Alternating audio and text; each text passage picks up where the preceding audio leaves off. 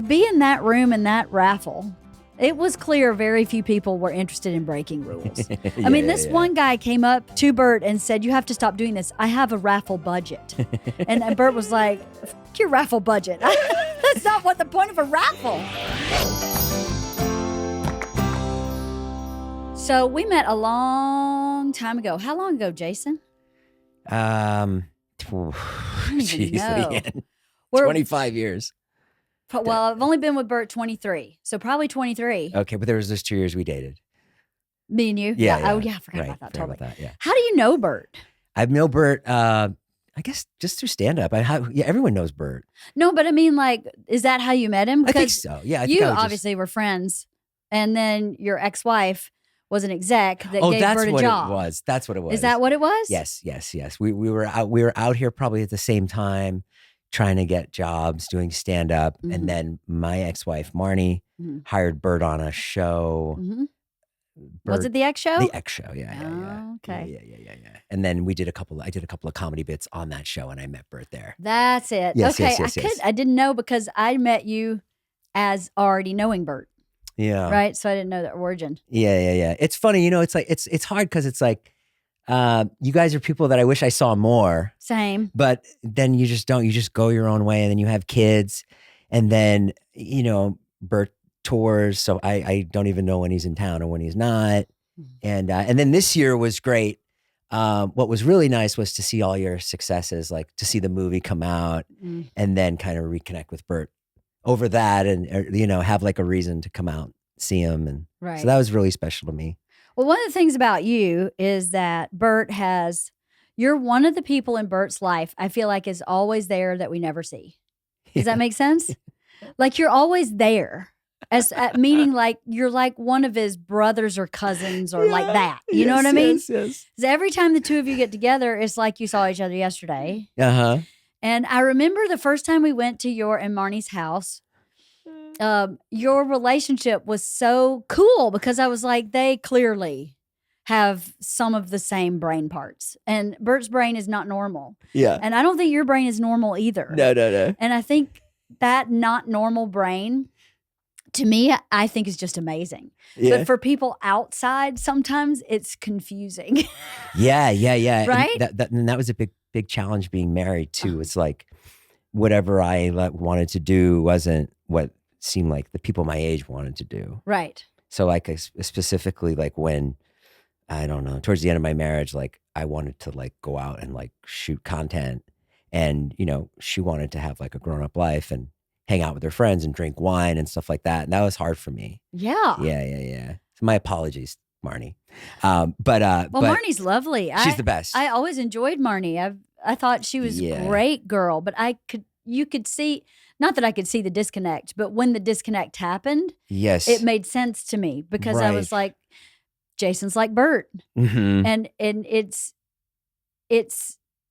I don't know what it is about me that goes, that's freaking amazing. I don't want to do that per se. Yeah. But you go have fun and I'll go do this. And from time to time, we'll have wine with friends. And that's enough for me. It's not enough for a lot of people, I think. Well, like I really related to, I know you guys through the stand-up specials. Uh-huh, yeah. So like when he was telling the story about the school auction, stories like that, like I really related to those. I'm like, oh my God, I feel the same way at those auctions. Like you feel like a bit of an outsider, like you are there and you don't feel like a grown up or whatever. Yeah, he definitely felt that way. Yeah. And that wine raffle story is 100% true. Yeah. It happened when I was in first grade, I was in third grade, and this is the way my brain works, is I go, okay, we're separating who we could be friends with from who we could not be friends with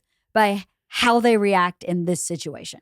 So I watched the crowd and I very quickly went, those two, I'm talking to. Everybody else does not understand my husband, my relationship, the context of comedy, and I just am not going to reach to them. Right. If they end up over here, fine. Yeah. But these three couples I'm talking to, because Sandy, who's one of our closest friends, was practically going, do it, Bert. do it. And had just met him, Right. like barely knew him, and was like, yes, that's what I'm talking about. And I was like, okay, talking to her. And then my friend Kathy's husband was getting the biggest kick out of this. It was major shenanigans happening. And, you know, there's people are so kind of uptight. I just wrote a letter to one of Isla's friends is going off to this retreat, and they asked all the adults in his life to write him a letter. Like, this is who I see you to be, and this is what I hope for you. And I said to him, you know, one of the things that's great about him is that he has never been afraid to break the rules. Yeah. And so many people are so afraid to break the rules. Yes. And the only way you can really, I think, learn yourself and be completely fulfilled is to break some rules. You know, people are comfortable breaking more than other people. Yeah. But you got to break some of them. And to be in that room in that raffle, it was clear very few people were interested in breaking rules. I mean, this one guy came up literally to Bert and said, you have to stop doing this. I have a raffle budget. And Bert was like, fuck your raffle budget. That's not what the point of a raffle. He was trying to buy some stuff. Well, he was mad because Bert, I'm not joking, Bert won every prize except one, and I won that prize. That was not made up. That was completely true. Right. And he, like, first thing he won was earrings. And they were like, what are you going to do with those? And he was like, and just going to put them in right here. They're big hoops. I still have them. So how much did you spend that night? I think it wasn't much. Oh, was it? It was what he said. It was like $650 or something. Oh, that's it? Yeah, because they had a goal of like $700 and they'd only raised like $40, and I put in 20. Right. So it's not that much at all. I thought it was much. like 7,000. No. It was really low key. You got to come over to our school. Yeah. I don't want to know what school you're in. Maybe you tell me later. Why? What is it? Ridiculous? Oh, let's just say I don't participate in the raffle. That is a maniacal laugh. Is it evil? Are they sacrificing children? It's a funny thing when you go to a private school and then you pay so much money where you're like in debt and you're like, I don't know if I can afford this anymore. And then you get like a letter like, and we also need a donation, and you know, who wants to bid on this trip to Cabo? Yep. And it's like, wow, you guys need more money. Like, okay, can we edit it out? Can you tell me what school? I figured. Yeah. Are you going to have more kids, do you think? Yeah. Kids are the best, aren't they? It really is the best. And I'm not like a sentimental guy, like too sentimental or mushy gushy, I don't think. But it is the best thing you'll ever do. Isn't it? Yeah, better than money or success or and in how they surprise you is like it's amazing. Like my son's done everything that I wish I did in my life. Your son's awesome. Oh, thanks. So he is how old? 17? He's 17, yeah. Okay, so he and Isla are the same age. Yeah, so is she applying to schools? Yeah, he is too. Let's change the subject. Isla is what do you think of college? I don't have a degree. I did okay. Yeah? Yeah. You did great. It took Bert 7 years to get a bachelor.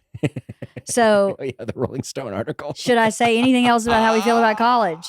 I mean, I went to college. Yeah, how long did you go for? 4 years. Yeah.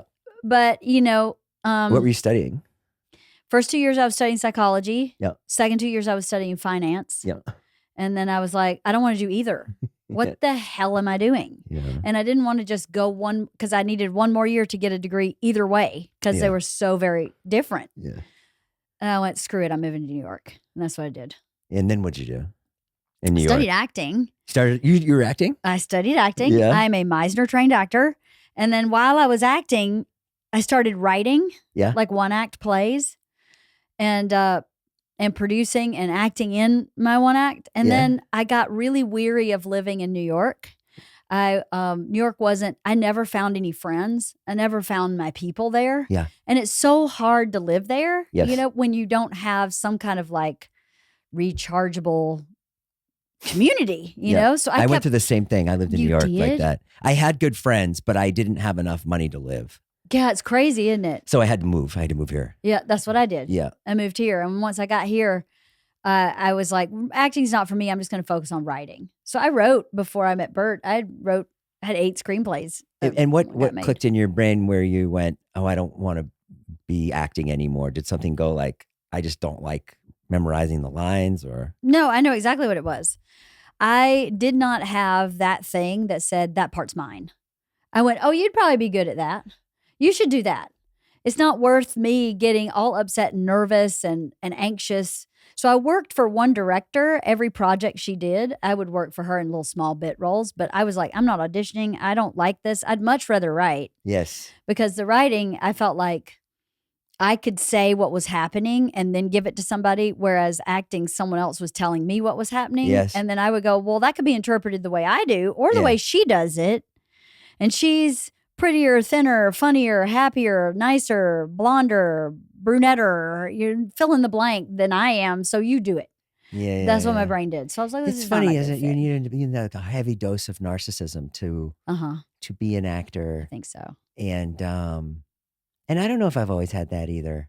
I think I'm more like you, where I'm kind of like, my friend's doing a movie now, and he's like, I want you to be in it, And I was like, okay, if you want me to be in it. And I said to him, I was like, you probably could get like a much better actor, Like that's how I think too. Yeah. Yeah. It's not. And then as we get older too, it's like this. It doesn't provide the same kind of like high it once did, maybe. You know what I mean? What does provide the same high? Just like having a roof over my head. Yeah, right. Or having money in the bank. Yeah. You know what I mean? Like that, and that's probably why I went into YouTube too, because I was like, I was totally broke. I made a couple of movies and they didn't do anything. And I was like installing speakers, and I was like, I just want to live. Like, I just want to live. Just want to pay my bills. I just want to pay my bills. That's all I want. Like, I don't care. Like, I would work at Starbucks if it could, afford my kids. And so then that's why I got into YouTube, because it was like, I saw how much money my friend was making, and he was like, oh, you could totally make that. And I was like, really? And then sure enough, it happened, You did. Yeah. Let me say this. You could not just work at Starbucks because you are too creative. I see what you're saying about the humility of it, but I think that you are so creative. What I've known you to be is an amazing collaborator. Oh, yeah. Right? You're really good at sitting, what I've watched you do with Bert when you've worked with Bert on stuff, is have no ego at all about the project. Yeah. And just want the best Those project. are the best people. 100%. Those are the best people. Like, I talked to somebody from Curb Your Enthusiasm yesterday, and they were helping me with something. And like, you're just like, oh my God, I can't believe you're like talking to me. Like, I can't. And just the way they go about it, there's like no ego, just like, oh, and I might not be the right person, but I'll lead you to the right person. Or like, and Bert's that way. Bert's like so generous with his compliments or his time. And that's how you really need to be. Like, that's and don't we just hate all the people that are like, this is mine, and that was why I didn't like stand up for a long time. Yeah, because at that time, probably a lot of the guys that I didn't like, they made it, and they're probably better now. But at that time, it was like nobody had made it. Everybody was broke, and it was very like me. And then when I got into YouTube, I was like, I felt like there was no one like me. And so that was like really refreshing. Yeah. It was your lane. It was my lane. Yeah. You found your lane. Yeah. It's awesome when you find your lane, isn't it? Things just start happening kind of effortlessly. Yeah. Right? When you're in the right place. And then you wrote 8 screenplays? I did. Are you trying to get them made now? No. No? Haven't looked at them in years. They were all rom-coms. They were? Yes, they were. One got made. It's terrible. What was it called? They rewrote it. It's called The Biggest Fan. And I love the premise of it. I and feel like I I've love heard of the that. script. Oh, you haven't. Trust me. Patton Oswalt had a movie called Big Fan. Probably. Okay. Yeah, this is The Biggest Fan. Okay. Disney almost bought it. Okay. If Disney had bought it, we would have been like, But it was cha-ching. made. It was made. Was there anybody in it that I would know? Jesse Metcalf. Jesse Metcalf, sure. He was in it. He Great. was it was about a girl in Iowa and a Justin Timberlake type boy band frontman. Yes. That, like, comes dismantled on tour and steals his tour bus and drives off into the cornfields of Iowa and crashes. What did they pay you for the script? I don't remember. God, that was like 25, 26 years ago. Not a lot. But that must have been really exciting. It was amazing to get that made. And then from there, what happened? It was amazing. From there, we had 4 more scripts that were optioned. Nothing ever happened with them. I started getting offers to like develop I had one offer from Sony to develop a Southern novel into a screenplay. And then I was writing with a partner. We got offered to write a thriller for Showtime. And we started writing the thriller, which I didn't want to do. That's not my headspace. I don't like scary stuff. Yeah. But we took it because she talked me into it because it's a job. Yeah. And I couldn't finish it. I actually gave her my half of the money back and went, I can't live in this. I'm not sleeping. I'm too disturbed. Yeah, I don't like horror either. I couldn't do it. But in that time period when all that was kind of moving, I wrote a pilot that I like actually raised all the money I was going to produce this guerrilla shot pilot all on my own. And in the middle of that is when I met Bert. And Bert and I got pregnant when I was on the pill.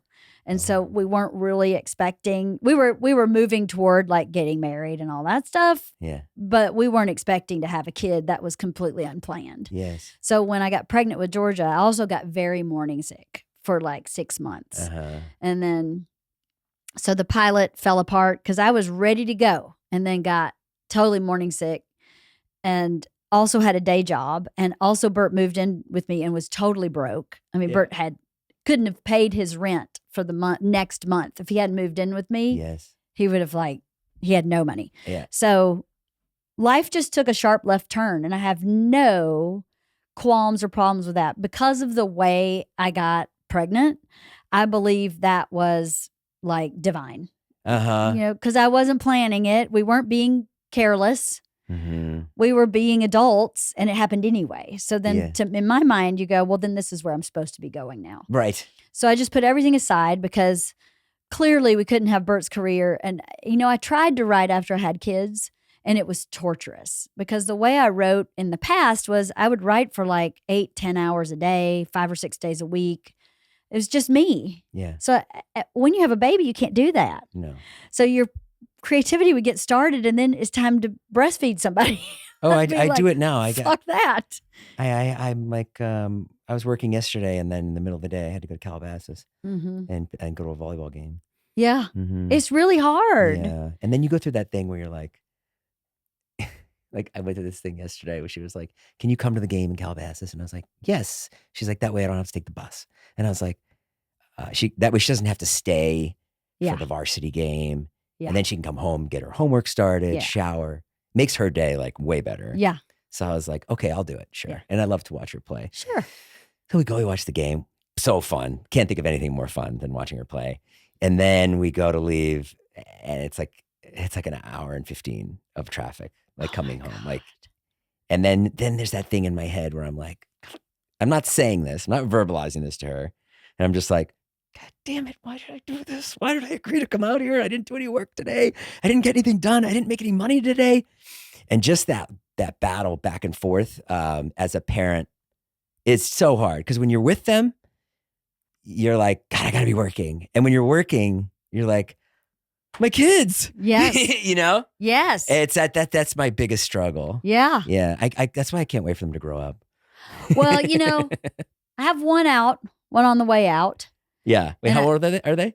George is 19. Yeah. I was 17. 17. And which one worked on the tour? Both. They both went on. Did they tour. like it? One of them worked. Oh. The other one worked adjacent. She sort of worked. Isla does not have the fortitude Georgia has. Georgia was like first one up, out the door, ran all day long, last one in the bed, awesome, amazing. Couldn't have been a better PA. Yeah. Isla could do that at like 50 to 70%. Yeah. She just doesn't have that kind of stamina. She has migraines. Yeah. So she had a couple days where she was like, nope, can't do anything because of this migraine. And then she got sick on the tour, like legit, like sick. Yeah. The tour is rough. Tour's rough. It's a lot. It's rough. It's a lot. Especially for a kid. It's a lot, but they loved it. Good. We had so much fun. Georgia in particular had so much, and she brought her friend Daisy.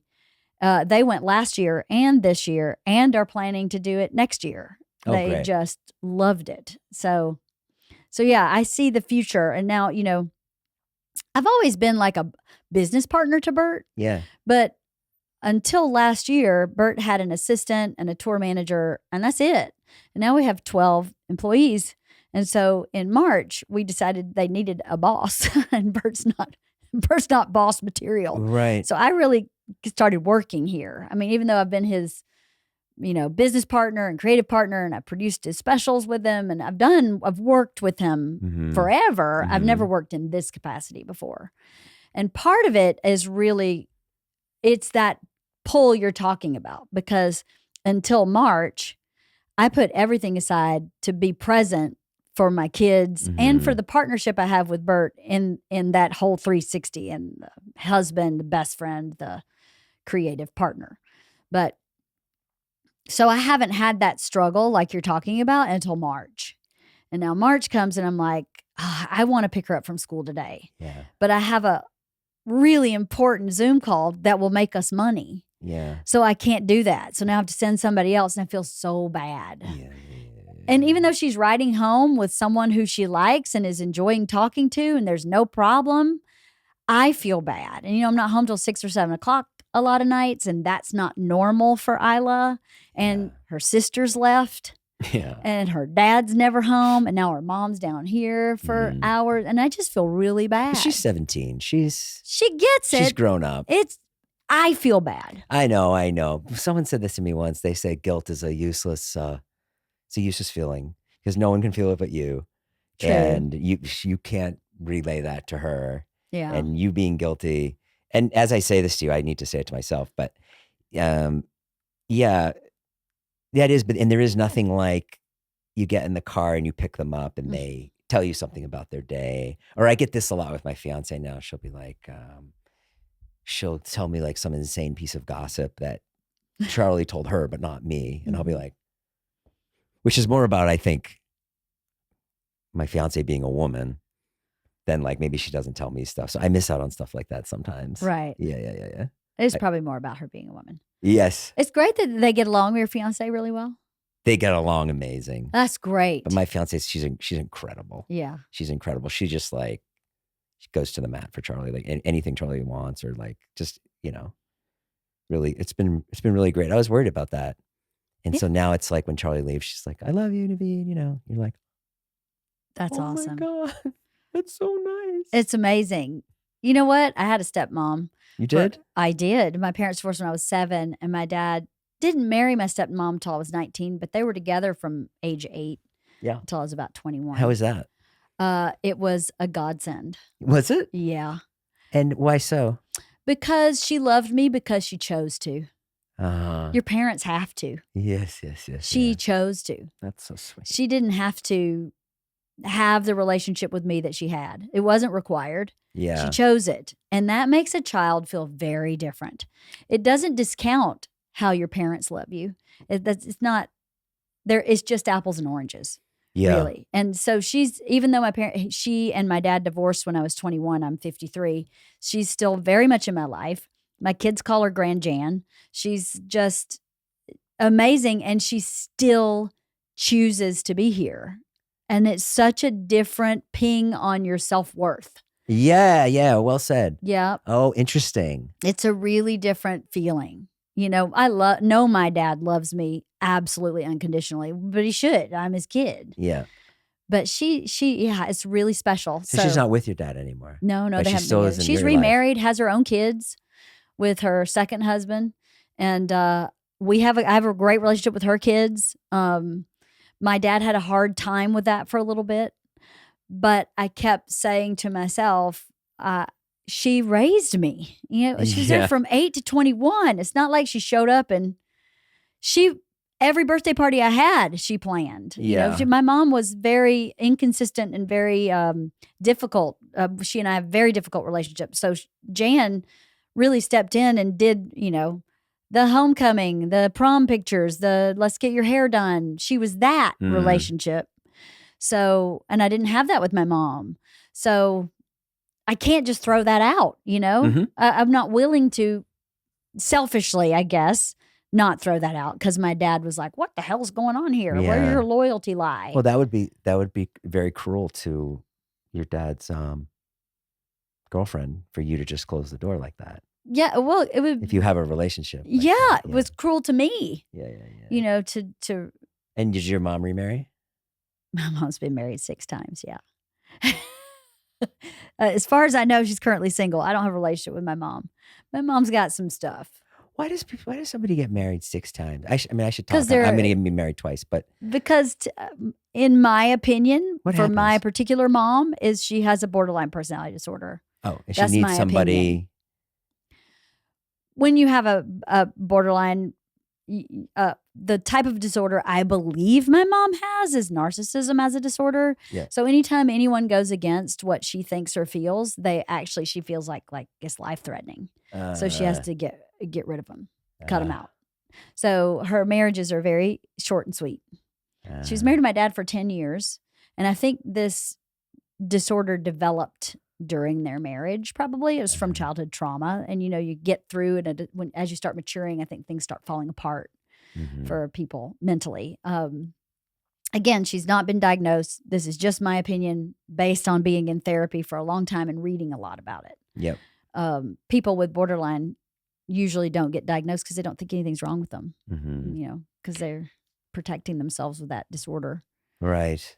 So I want to know about vacations. What do you mean? I don't know. You guys seem like it'd be fun on vacation. Wife of the Party is sponsored by BetterHelp. BetterHelp, what a great resource, because therapy in my life is essential. And I know that people really struggle with the holidays. Sometimes it's hard to go home. Sometimes you have unresolved issues. Sometimes you have a sibling that maybe you don't see eye to eye. Therapy can be really helpful to get you prepared and to have a place to kind of download if you have a hard holiday season. We've got Thanksgiving, we've got Christmas and Hanukkah coming up. So if you're looking into the holidays, looking into the future and thinking, a little support might be a good idea, BetterHelp would be a great place to go. I love the holiday season, but I have to tell you, I am in therapy and I do enjoy sitting down and just talking about Aunt Susie, who just might not be acting her best. It's really nice to do that with my therapist because it doesn't go past her. I get it off my chest. I feel much better. When Aunt Susie shows up, we have a great time. So just think about that as you're heading into the holidays. Maybe BetterHelp would be a great resource for you. If you're thinking of starting therapy, give BetterHelp a try. It's entirely online, designed to be convenient, flexible, and suited to your schedule.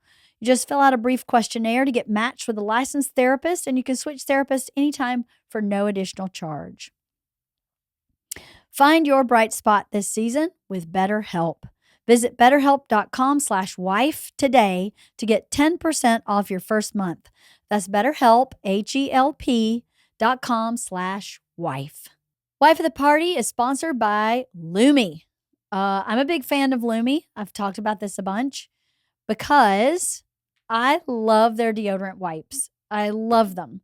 I love them because I work out a lot and sometimes I don't have time to shower to go to my next thing. So my next meeting or a podcast or whatever it might be, I pick up at school. So I can use their deodorant wipes and I feel fresh. I feel refreshed and I'm not stinky anymore.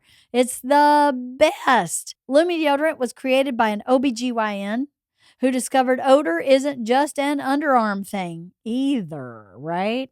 Deodorant wipes don't have to be used for your underarm only either. You see what I'm saying? So there's a special offer now. New customers get $5 off Lumi's starter pack with our exclusive code and link. So you can use wife30 at lumideodorant.com. Lumi, LumiDeodorant.com.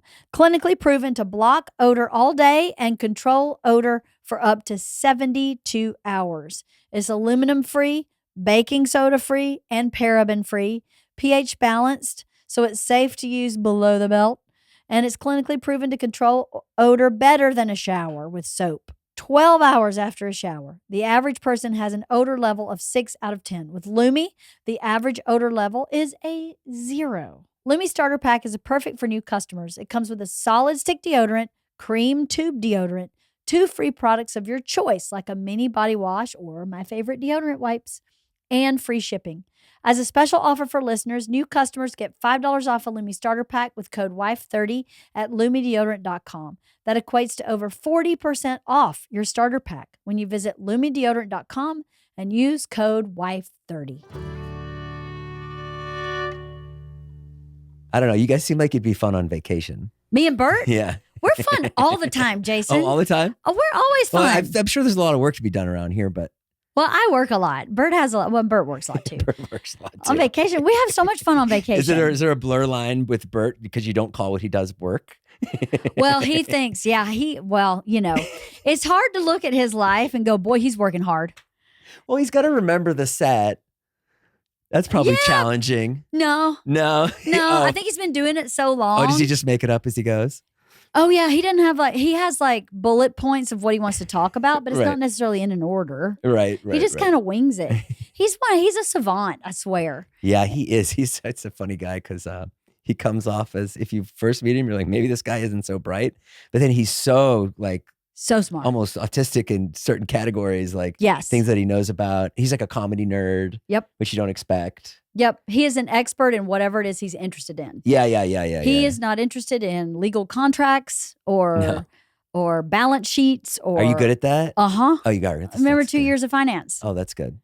So, yeah, he's not good at minutia if he's not interested in it. Right. It doesn't even exist on the planet if he's not interested in it. Yeah. What's really interesting is that in high school, he almost didn't graduate high school. He was like a C student. But they gave them, I guess, kind of an IQ test, and he tested in the top 20th percentile in the United States, but could barely get out of college and high school. I think that's your next movie. Right?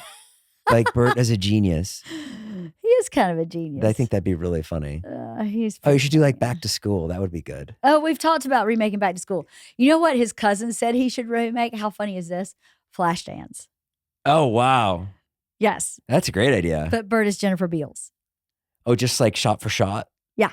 That's not really funny. shot for shot. Not shot for shot. But he's actually Jennifer Beals, or he's Bert, the guy that becomes a dancer. The guy that becomes a dancer. I see. The guy that's working in a steel mill and wants to dance for Joffrey Ballet and is going to work for it, or whatever the equivalent of that would be possible for him. Oh, yeah. I think that's hysterical. I've been watching a ton of Tim Heidecker stuff. I don't know who Tim Heidecker is. Bert knows who he is, but my brain went there to be because that's how I'm thinking, because all I do is go to sleep and watch Tim Heidecker. Oh, yeah? Yeah, he's crazy. He's a crazy comedian. He's really good. He had a movie show. So he reviews, it would be on Adult Swim, and I don't think they do it anymore, but he's does a movie show, and he hates the guy he reviews movies with. So they'll actually look at movies. So it's they hate each other. And then this crazy, so they have this it's like a Siskel and Ebert type parody show. Mm-hmm. But then he also creates a show on the show called Decker, which is like a CSI Miami, but shot really bad. So then that becomes part of the show. And then he murders somebody. Oh my God. And the show becomes an actual C-SPAN trial. It's called On Cinema. You should watch it. It's unbelievable. How crazy. And there's also moments where it's not funny at all. Because you're just watching a trial. How incredibly creative. And it's one of those things that I can't believe more people don't talk about it or know about it. But now it's come up on my algorithm, and I'm oh my God, I can't believe I missed this. Because it happened 10 years ago, I think. How crazy. Or maybe 5, yeah. I'll have to check it out. Ask Bert about Tim Heidecker. I think he knows it. Bert knows who he is. Bert knows everybody and everything. I'm sorry. So we got off track there. But Flashdance, what other movies would you recreate with Bert? With Bert? What other? Go back to school, yeah. Back to School would be great. Caddyshack. Yeah. Why don't you do Caddyshack with Bert, Bill Burr, Tom? Do it with all of them. That would be a great idea. That would be sick. Yeah, it would be fun. I'm surprised I haven't seen Tom in more movies and stuff. I guess he's been in a couple. Segura? Yeah. I don't know why he's not in more. I mean, they have one movie set up at Sony now that we're just kind of waiting on the strike, the two of them together. Oh, Bert mentioned he had something with Tom. Yeah, that's right. Yeah. That's exciting. I don't know why Tom doesn't do more movies. Doing movies is interesting when you are touring at the level they're touring. Right. Because how so? There's an enormous financial difference. So to stop down for 3 or 4 months and and work at the price that they would work for to be in a feature film. I see. Financially is really dumb. Yes. Like massively dumb. Yes. So it has to really be strategic. Yeah. To do a movie, it would have to be something that really was very meaningful in their overall career. If someone really wanted to be a movie star, then they'd need to work on movie after movie after movie to kind of build that up. And it would be a huge financial shift.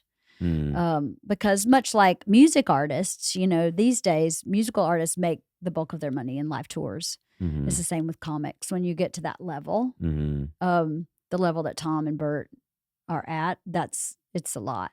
What do you think of movies and TV nowadays?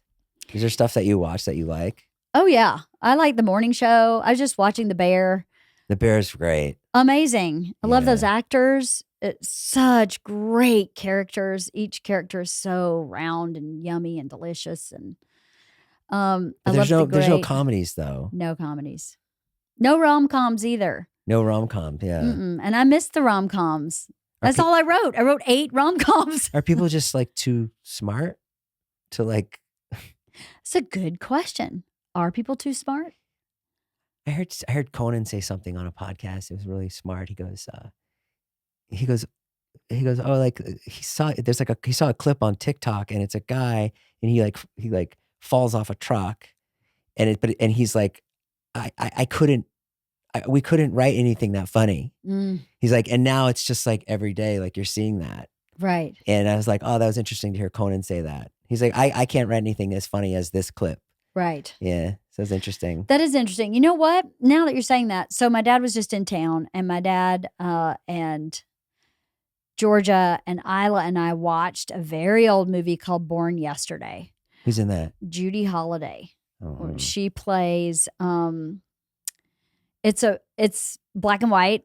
I think it was filmed in 1950. Yeah. And it's a romantic comedy with Judy Holliday and William Holden. Oh, okay. And I watched that movie going, I can't take my eyes off this movie. I can't stop watching her. Right. Because she's so fantastic.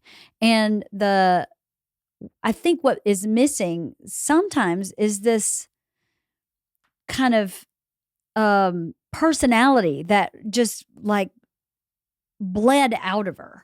Everything we watch nowadays is Marvel and it's bigger than life. I know what you mean. And this was a very simple story with maybe 5 total characters. Yes. About a girl who was a dumb showgirl who was engaged to a mobster, and they're going to DC because the mobster is trying to influence politics or DC.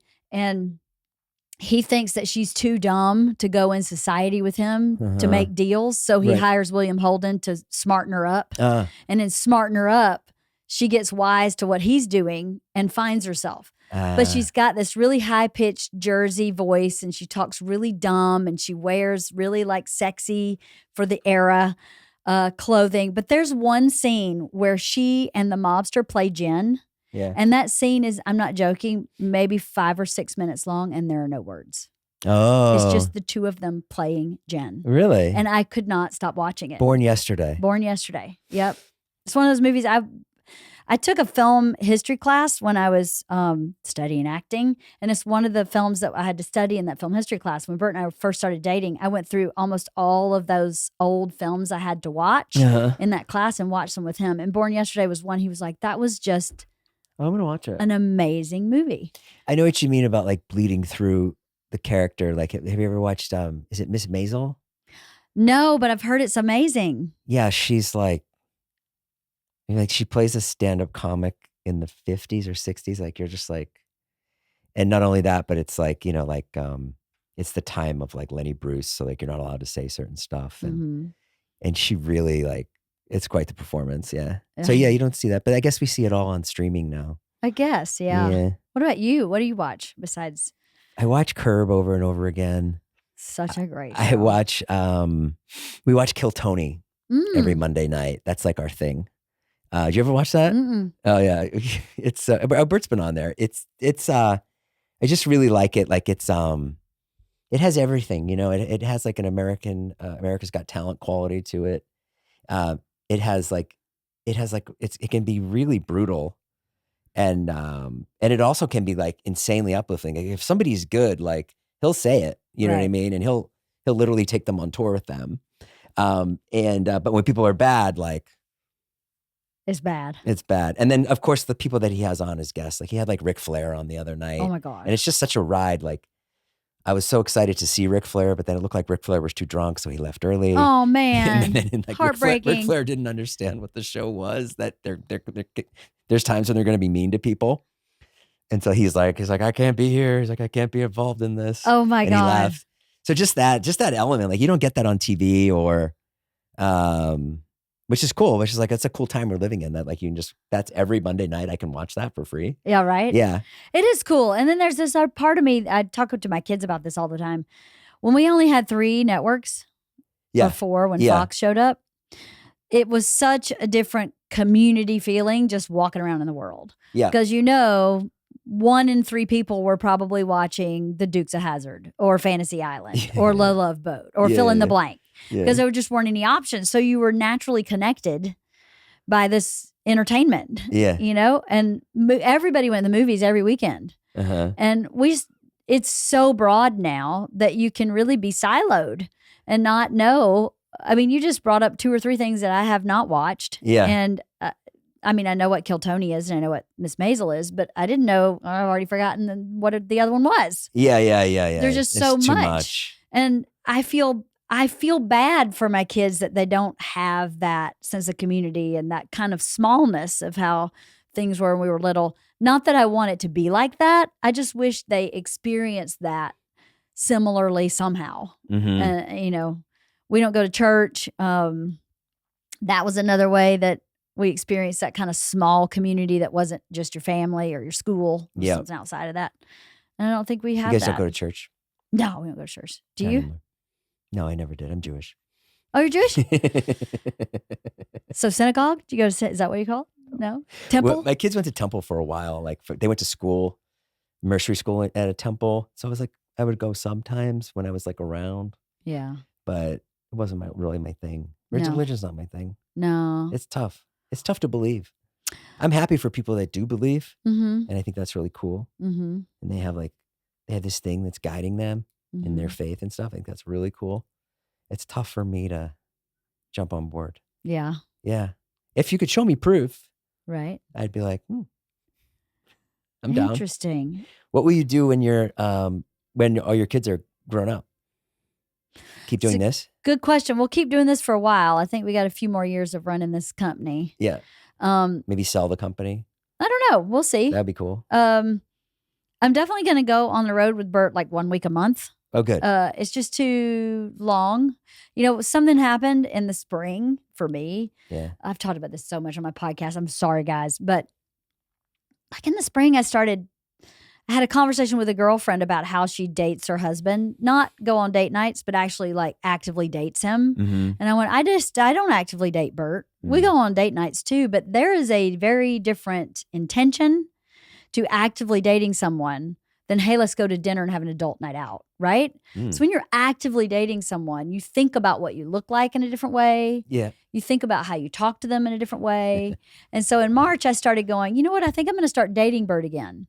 And it has completely changed our relationship. Oh, wow. Nothing was wrong with our relationship. Everything was fine. But it's so much better and more fulfilling now that I feel like when the kids are gone, we're just going to keep doing that. Yeah. Like last week he called me and he goes, for our week off, let's just go to Paris. And I went, dude, I have a high schooler. We have a high schooler. We can't just go to Paris. We're also gone for a week next week and then for 2 weeks at the end of October. Yeah. But this time next year, let's go to Paris. Yes. Because I'll be in school. I would totally in the last minute go to Paris. That's great. And do stuff with him. So I feel like I've already started setting up, Bert and I have already started setting up that next phase. Yeah. Because not only do we want to continue doing what we're doing here, but we're dabbling in like producing stand-up specials. Because we've produced, other people have produced Bert's, but I've definitely had a big hand, not in the physical production, but like the creative post production of editing. I don't edit, but sitting with the editor and really building out an hour Yeah. is one of my favorite things to do on the planet. Oh, that's great. I love it. So we've done that for another comic just to kind of see what that financial piece looks like. Can we actually produce it in-house? And so if that works out, I think we may go in that direction a little bit. He talked to me a little bit about that, about putting jokes in a certain place and how, and that was something I never thought about. I was like, oh, I just figured you just go up there and you do your hour and that's it. And No. to keep, and then he said that Netflix actually used his special as something to point to, like, oh, Bert put all his jokes up front or something, right? Is that what it was? That's right. Yeah, what they found is that people, you probably know this from YouTube, Yeah. how long you retain someone. Yeah. So Bert was like, well, why am I putting the best jokes after they leave? Yeah. If I put them in the front, will that retain them longer? Yeah. And it did. It worked. Wow. So he front loads everything and then it slows down a little bit and then it's got a big closer on the end. I see. So instead of retaining people for like 20 minutes, they found they were retaining for like 40 plus minutes. And Netflix gave you that info? Yeah. Oh, wow. They did. They won't give you your ratings, but they'll tell you your retention. They'll tell us our retention and they'll tell us where he's ranked on the platform in the category. Not how many people are watching. I think that's wild that they don't give you an idea of who watched, because Instagram tells me exactly who watched how many. YouTube tells me. Everybody. I wonder if it's a way of them keeping control of being able to negotiate money. Yeah, it's got to be. To being able for the talent to value accurately. Yeah. With real numbers. you're in a, I guess the only way to tell is like have Shane Gillis walk down the street a week after his special is number one. Right. Right. And is it different than when Ari Shaffir walks down the street and his special has 9 million views or whatever? Like, I don't know. You know what I mean? I guess that's the only way. Well, another way an artist can tell is about, from Netflix in particular, is how many weeks you're on their top 20. Oh, right. So they will tell you, this is our top 20 so you can stand-up videos for the week or the month, or it's the week, I think. So you can get the list of the top 20 that were viewed. Okay. So if you're on that top 20 week after week after week after week, then you go, a lot of people are watching this. Right. So you may not have the exact number, but Bert has had at least 2 specials in the top 20 for like 2 years. Oh, wow. Like consistent every single week. Wow. At least 2. Sometimes there's 4. Right. So then you go, okay, well, he's got to be valued a lot differently than someone else on the platform. I may not have the actual numbers, but you can't tell me. You can't value it based on that. Right. That's data you're giving me. Yeah. So I want to go back to what you said. You were talking about dating Bert, and that's like so important. That's something like I just learned like last year too. Mm-hmm. I don't know if people know that. I didn't know that. I didn't know it either. And I'm pretty now, self-aware. Now with my new relationship, I'm like, I think about everything that comes out of my mouth. I think about how I look. Yeah. I think about like, if I haven't done something for her today, like I got to go do it. And yeah, it's like, it's the only way it works. It's the only way it works, and it's the easiest shift on the planet. It's the easiest thing I've done to get such massive returns on investment. You know what I mean? Just to wake up and before your feet hit the ground, have that mindset of I'm dating him, not he's my roommate and we have kids and, oh, let's get through this day and who's cooking dinner. You can still think all that. Yeah. But when you were dating, you had a lot of those things, maybe not the kids. But Bert cooked dinner for me every day when we dated. That was one of he loves to cook. Yeah. So when we were first dating, he wasn't touring yet. Every day, what are you doing tonight? Can I cook you dinner? So just to shift, like now cooking dinner is not a chore. I'm doing that because I want to cook dinner for her. That's what I want to do because that's what I've always wanted to do. But you get in this rote behavior of getting through the day and you just kind of forget. Yeah. And not on purpose. Bert and I were not unhappy. There was nothing wrong.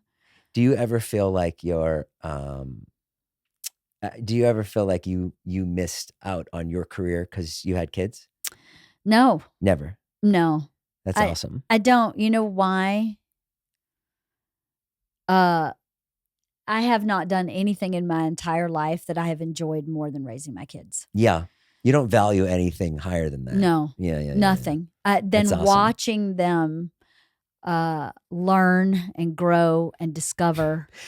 That was why I didn't love the Barbie movie. I haven't seen it yet. Because I was like, okay, it's cool. You guys want, like, women want to go out, work. They should be paid the same. I agree, blah, blah, blah, blah, blah. Yeah. But don't shit on like a woman that wants to raise her kids too. No. You know what I mean? Like, and take time to do that. No. And that's what I felt like the movie was missing. Mm. But yeah, because I think that's really great. And I think your kids see the results in that. They definitely feel loved. Yeah. And they feel love from Bert. You know, Bert, on the outside, it looks like he was never home. But when he was home, he was home. Yeah. He did drop off. He did pick up. He did softball practice. He cooked dinner every he loves night. It. I know he does. Loves it. He is the wild and craziest white picket fence man you've ever seen. Mm-hmm. You know, he's just a regular old married white picket fence guy that happens to be highly creative. Yeah. And yeah, I don't regret my career at all. And I've also, because I have been a partner with Bert, don't get me wrong. I don't write anything with Bert. I don't do anything like that. But I'm like the sounding board he bounces ideas off of. And I go, what about this? And what about that? It's all him. But I've definitely been a creative support and partner for him. And that's fulfilling for me. So that part of me that loved to write, I think was able to scratch that itch by helping him with all these specials. And, you know, I was really involved with the cabin. And, you know, I get these moments where I would get to scratch that itch. It just wasn't sitting at a typewriter writing. I always say, like, when I come up with something funny, I don't know until I ask Naveen. Yeah. You know what I mean? And then she'll either make it better or she'll have her own idea or something. But yeah, if you don't have that person there that you can trust, you know, or that person that knows you. Yes. The person that can say, like, yeah, that's not really you though. And I'm like, oh, right. Yeah. It's and without that, you know, you're completely lost. You are. Yeah. You know, I wonder if from the outside people think that I gave up a lot, not understanding that I didn't give up anything. Yeah. That I actually am very enriched by what looks like I just support my husband. Mm-hmm. It just looks like that. But that's not what it feels like to me. Yeah. To me, it feels like a partnership. And he is like the bright and shiny one. And just nobody sees me in that way. But I don't feel that way. He's never made me feel that way either. Right. He's never made me feel like, oh, no, you need to like stay over here to the side. I think there's probably a part of him too that's like, that likes that you're not out there being like criticized or, no, you know what I mean? Like, or take like being as big as he is, like, I mean, it's like, it's nasty. Well, I'm sure I get criticized. He's a target. I don't really care. The thing about the difference between me and Bert is he doesn't read any of his comments and anything. I read all of them. You do? I read all of them. Why? Because I'm curious. Yeah. I'm curious and I'm interested. And I find it so interesting when someone has something bad to say. Yes. Because I go, wow, you really missed it. That's what my brain goes is, wow, you really missed the point. Mm-hmm. Now, if there's something bad and I go, oh, well, maybe I should look at that, I would. But like, your wife is so ugly and fat. And I go, I'm not. That's not true. Like, I'm not ugly and I'm not fat. So you got problems. Oh, you're brave to sit there and read it. Oh, well, my thought process, actually what my brain does is I go, oh, that poor person. If this is all you do with your day is look for negative, how unhappy you must be as a human being. Yeah. And I wouldn't want to be that. And poor thing. I feel so bad for them. Mm-hmm. There's so many beautiful things in life. We don't really know either who they are. They could be a 9-year-old sitting there typing something. Yes. You know? So it's hard to put value in it. Like it is. My daughter read stuff online about me and she was like really upset. And I was like, yeah, it's bad. Yeah, just lies, you know, stuff that's not true. Yeah. It's bad. It happens with Bert too. Yeah. You know, people say all kinds of shit and I just go, whatever. At the end of the day, we know the truth. Yeah. We have our own truth. Yeah. And the rest of it is just noise. Yeah. So I peel through. I get a lot of positive comments too. And Those are great. Yeah. So why would I deny myself the positive ones? Because there's a few jerks that go, she's fat and ugly. Yeah. And I go, yeah. that's not true anyway. Yeah. I'll take the positive all day long. So well, that's good. You can hear the positive ones. I don't think I can even hear the positive ones. Why? I don't know. If someone's in front of me, if I do like a show or something, and someone comes after and they're like, "Oh my God, I really love that thing," I can hear it, you know. Yeah. But when it's on a screen, you're just like, "That was great." You're like, Okay. like it's like a computer wrote it, Right. There's no face to it. I don't know who it is, Right. you know. But yeah, I don't know. But yeah, this is it's so cool. I love what you guys have built here. It's so awesome. Thank you. I love it too. I'm really proud of it. Are you doing TV shows too? Well, Something's Burning. Yeah. I guess that's a TV show. Yeah. I mean, it's on YouTube, but Yeah, we should develop something. totally. Okay. Let's do it. All right. I love it. Yes. Bert is all about creating and developing something. Yeah, he's all about like having fun and stuff. For sure. Yeah. What's something that you want to do you haven't done yet? I don't know. Like just travel, I guess. Go to Australia. Never been to Australia? No. It's awesome. Spend more time in Italy, maybe. Yeah? Yeah. So you asked me about vacationing, but we never really talked about it. Are we fun on vacation? Is that what you said?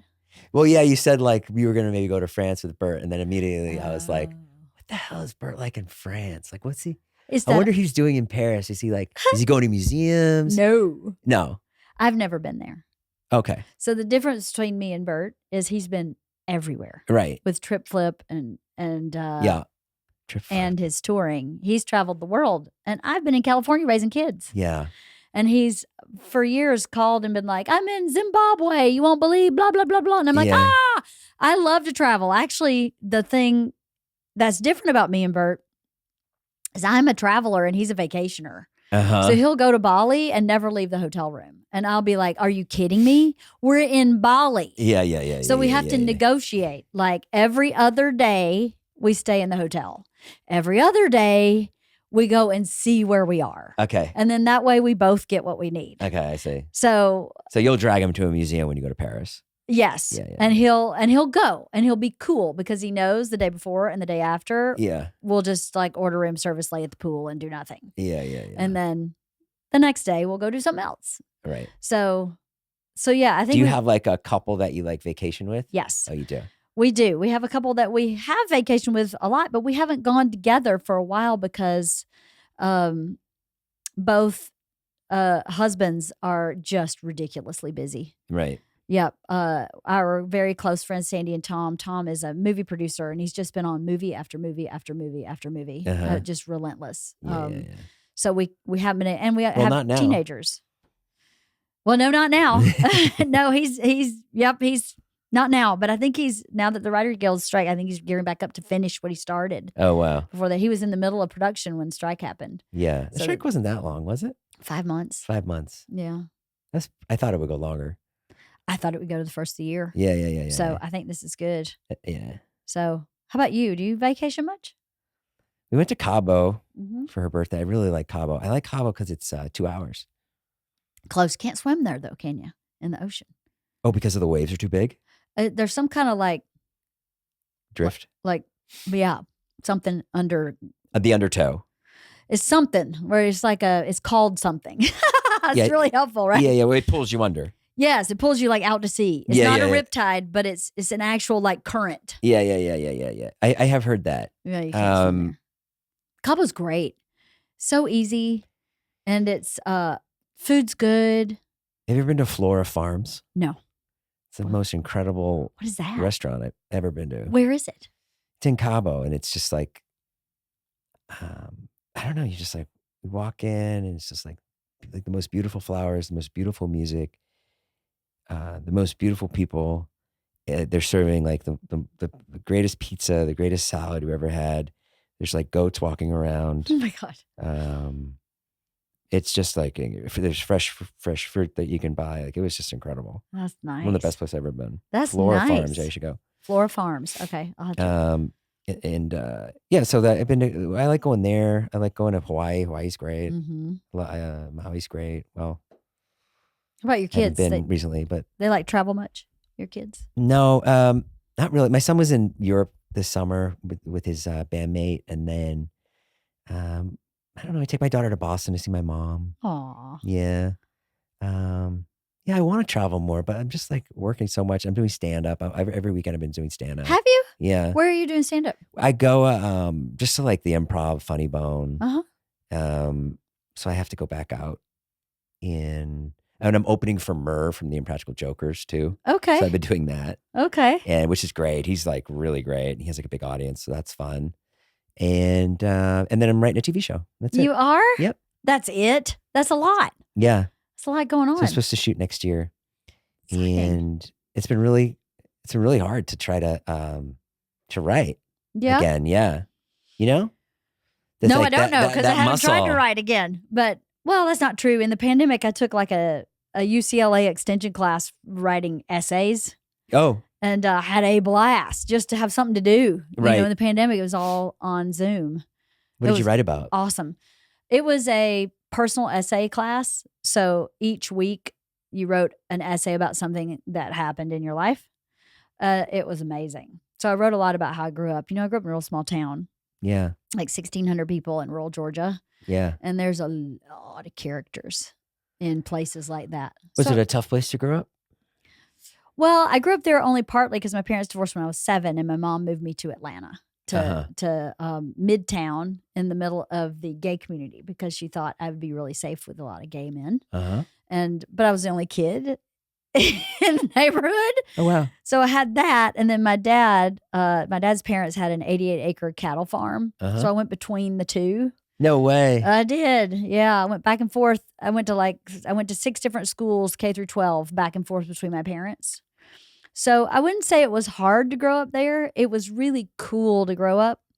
But now looking back, a lot of my drinking and drag racing and, you know, sex at an early age is because there's nothing to do. Yeah. There's nothing to do. You used to drag race? I drag race for money, yeah. To buy my 8-pack of Pony Buds, yeah. What's an 8-pack of Pony Buds? It's an 8-pack of Budweiser. Ah, Pony Buds. A pony, yeah, little ponies. So you were drinking and drag racing? Oh, hell yeah. Don't they go hand in hand?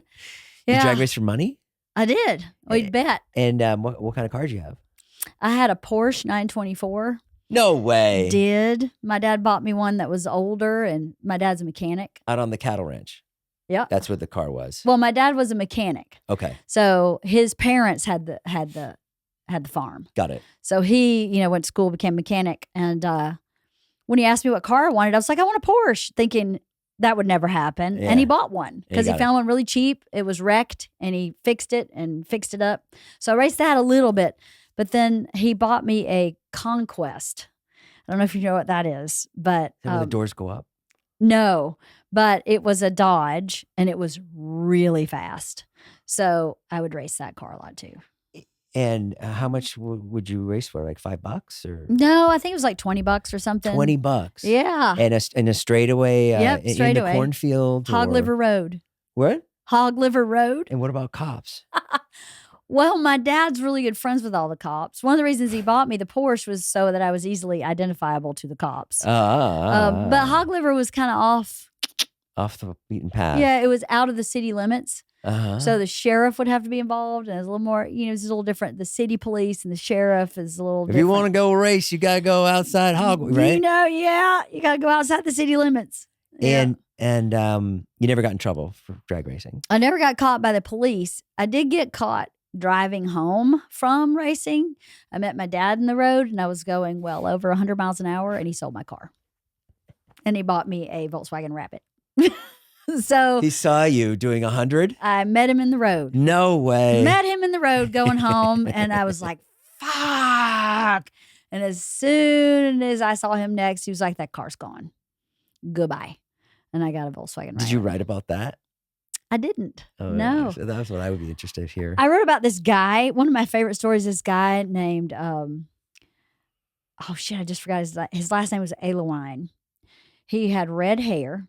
Yeah. And he never wore shoes. He always wore an overalls. And we called him a dynamiter. Yeah. So there's a lot of granite in Georgia, and everybody needs a well in where I grew up because there's no city water. Okay. So he would dynamite granite so he could get to water. And he used to, because his feet, he never wore shoes winter, summer, ever. So his feet were just like calloused, his whole feet. So he rode a motorcycle and he would stomp bottle caps from like Coke bottles into the heels of his feet. Yeah. And then he would ride the motorcycle and drag the bottle caps on the ground and sparks would fly off his bare feet. So I wrote about him because of that. And he told my dad this story in front of me. And I just retold this story in essay form. But he told my dad he needed to talk to my dad's Uncle Hamill because Uncle Hamill was a Mason. And my daddy said, well, why you need Hamill? And he said, well, these damn crows were in my cornfield. And I kept shooting at them, and I can't get rid of them. So I caught one of them and tied a stick of dynamite to his foot, and he landed on my chimney and blew my chimney up. So same guy that stomped bottle caps in his heels blew his own chimney up because he couldn't get rid of the crows in his cornfield. Don't you miss having characters like that in your life? Like so that's the problem with LA. Is like we're all in our houses and. What's interesting about LA is we're as diverse and dynamic as we think we are. We're pretty freaking white bread. Yes. And then when you go back to places like where all of my cousins have a gun on their hip and never wear shirts and talk about shooting snakes, and you go, this is what I'm talking about. This is living life. We think we're living life. Yeah. They drive trucks for a living and, eat barbecue sandwiches every day. And you go, this is at the same coffee shop. Why haven't you guys moved? Like why didn't you move to Austin or something? I have no interest in living in Texas. No. Texas is a great state. I think Texas is great. We have so many friends here. I can't imagine living without my friends. I see. No way. That's why. I mean, my dad comes here and my friends, it's like old home week. Yeah. And our friends are characters. We don't really have LA, even though inarguably some of our closest friends, one of them is this big Hollywood producer. He is the most regular, down to earth guy. Likes to go fishing, does his own home repairs.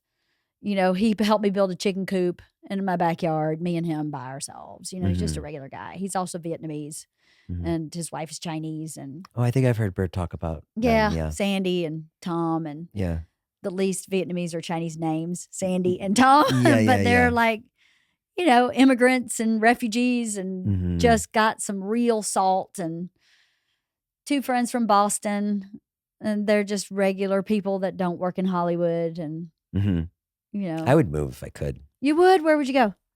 Anywhere. Anywhere? Yeah. Then why can't you? Because you're too much. I got my kids here. Yeah. Yeah. And then a lot of like what I do too is like for YouTube, like working with people that are here or collaborating, or my podcast, or like getting guests. So that'd be like a big shift. You would go anywhere? Yeah, I've been playing the lottery. What does that mean? I've just been playing the lottery lately. Like the actual California lottery? Yeah. I saw that Bryan Cranston movie on a plane. Oh, yeah. And so I was like, I'm going to start playing. And so I've been playing like every day. Did you know the jackpot's up to $920 million? What?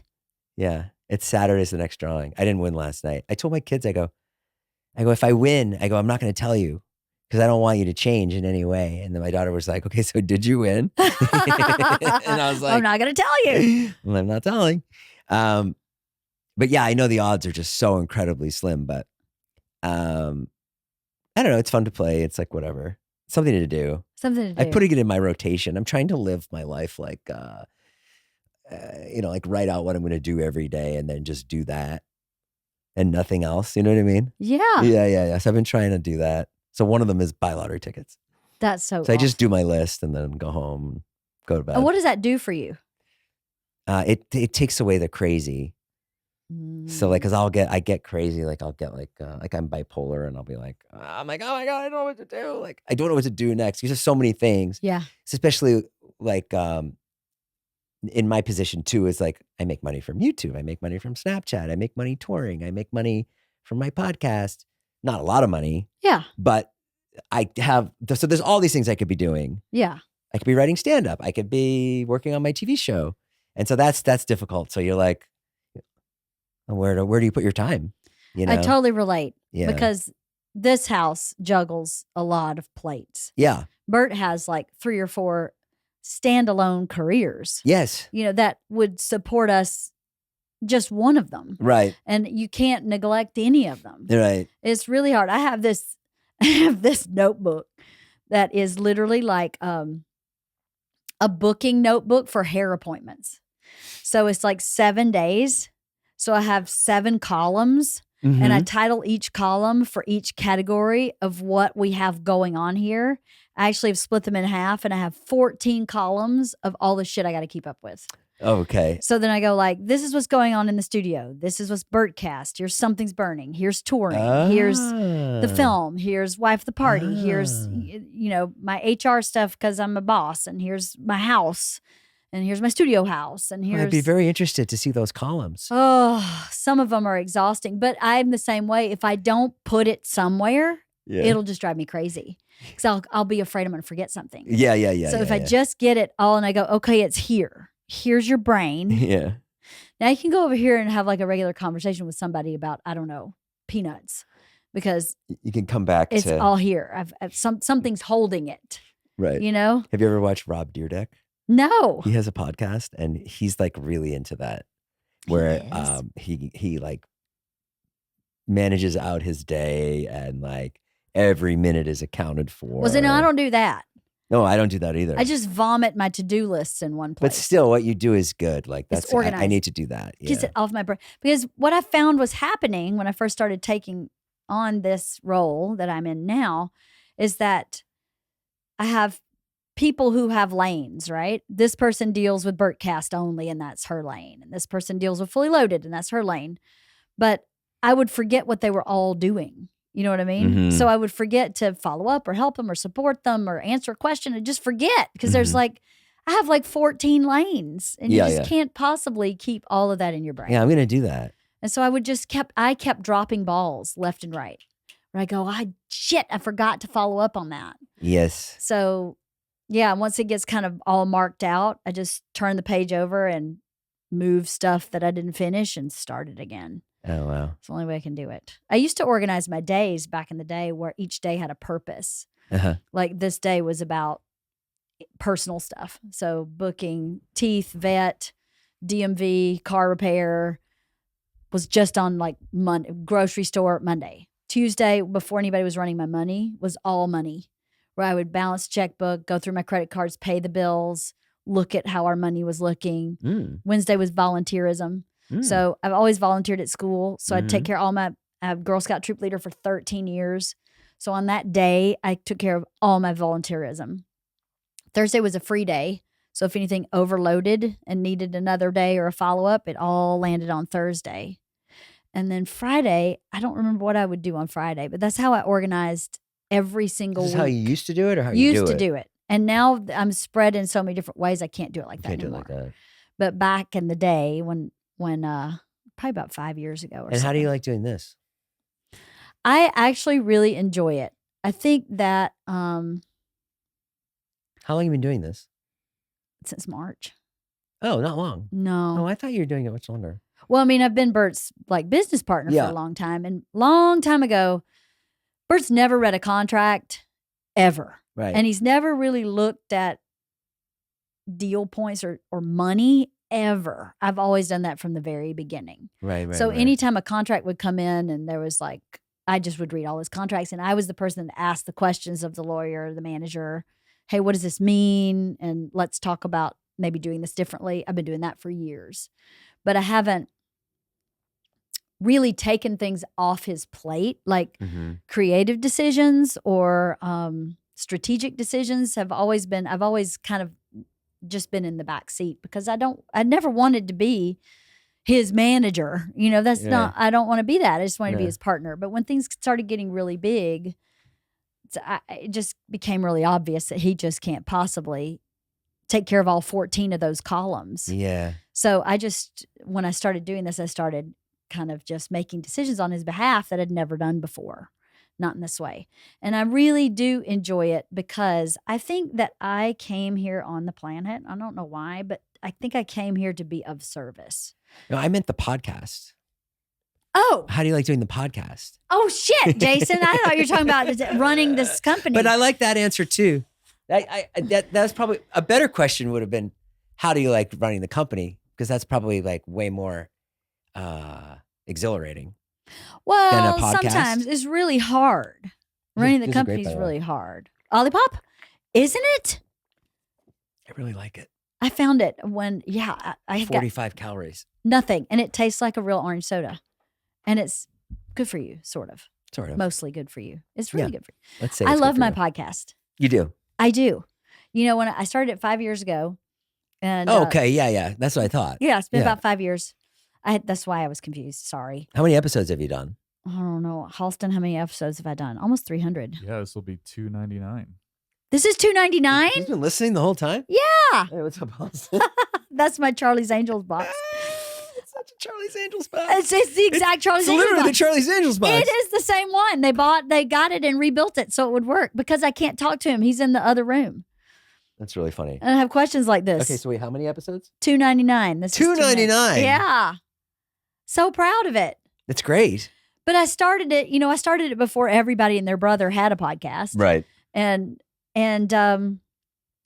I needed a creative outlet that was just for me. Mm-hmm. It was piggybacking on what I was saying before is that I think I showed up here. Part of my personal purpose was to be of service to people. Mm-hmm. I tend to find myself constantly in that place naturally.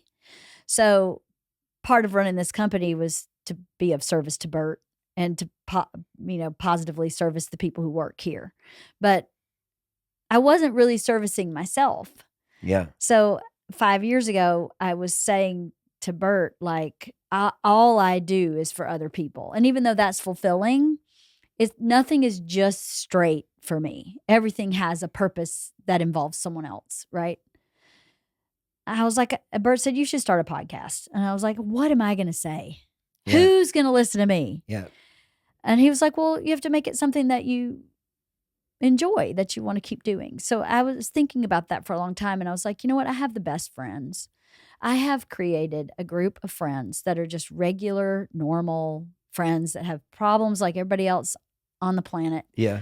And I just like talking to them. So if I were a consumer, if I were a stay-at-home mom folding laundry, I would love to listen to a group of women who I felt like were my friends. Yeah. So that's what I'm going to start with. And we'll just see where we go from there. All right. So that's what I started with. And I've had so much fun learning about myself and about my friends because we don't talk like this when we go to dinner.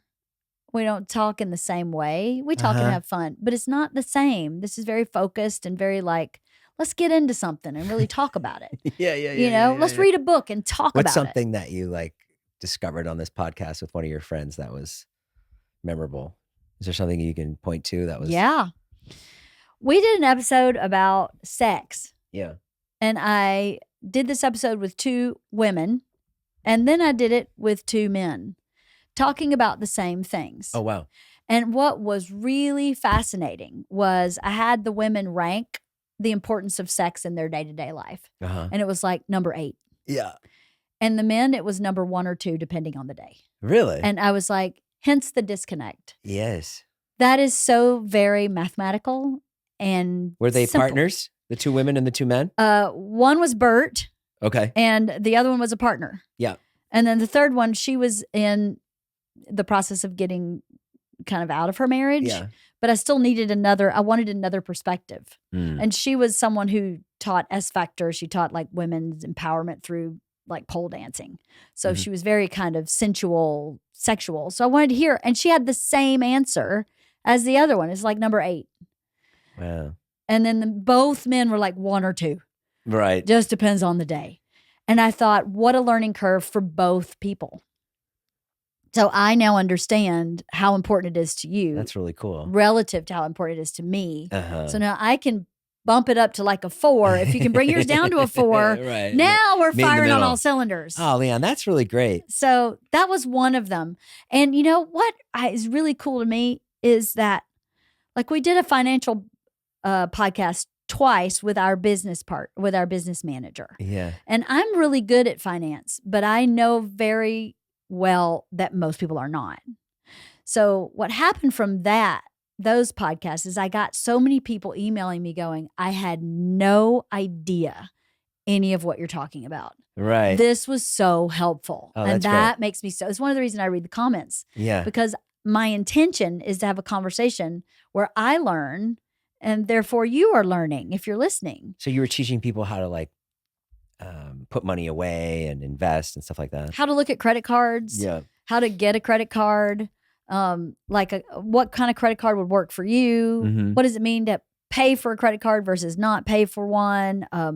How to invest, how to save for your retirement, when you should start saving, why you should save, people get so afraid of that they really don't know even where to start answering questions if you don't come from a family. I didn't come from a family. My dad's retirement was 20 big block Ford motors that burned up in a fire.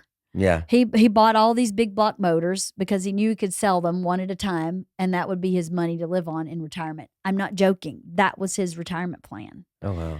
Not a 401k, Yeah. not an IRA, nothing. And so I had to learn all that myself. I had to go, well, how do other people do that? Because that didn't work out, Mhm. right? So what are you supposed to be doing? And once I started asking the questions, I found it wasn't quite as scary as I thought it was. Mhm. So I was like, I bet a lot of people are really scared. I'm terrible at finances. Are you? But Terrible. see, that's the thing is that The It's- worst. it's not as scary as you think if you just become curious. Mm-hmm. It's about, Spend the time on it. it's just curiosity. I'm just always, I spend all my time on creative stuff. I know. That's all I do. It's just upload and I'm work on married to that. videos and yeah. I get it. Yeah. Okay. So I'll have to have Naveen do it. If she's interested. Yes, she is. What do you think, Halston? Yes. Anyway, I don't know. I love my podcast. I feel Good. like now it's one in a sea of many. There's so many like mom podcasts and girlfriend, drinking with friends. And so Well, you have your audience and think so. That's all that matters, they come back every week. And Yeah. I'm so People appreciative. that watch. And Yeah. They stay with me. Thank you for coming today. yeah. Thanks for having me. It was just great to talk to you. I just like, I felt like know. I should have talked to you like 10 years ago. I know. Same. I always feel like I know you better than I do. Well, you know me. You know who I am. Well, I do know who you are for sure. Yeah. But I do feel like I know you better than I actually do, than the amount of time we spend together. Well, let's spend some time together. I think we should. Yeah. When Bert If we comes get Bert off back the and- road. Yeah. When does he come back? He's back today for one day. And then he's back not next week, the week after for like 1 minute. And Okay. So 2020, December. 2024. December. He's home for 2 or 3 weeks straight, December, January. I'm away in December too. You are? Yeah. Where are you going? Oh, wait. No, where am I going? Oh, I'm going to San Jose. I have a show in Irvine. I have a show in Oxnard. So that's good. And then I'm going away with Murr somewhere. Oh, good. Yeah. It'll be fun. That'll be fun. Yeah. That's so good to see you, Jason. Good to see you too. Yeah. Next time. Till next time. Till next time.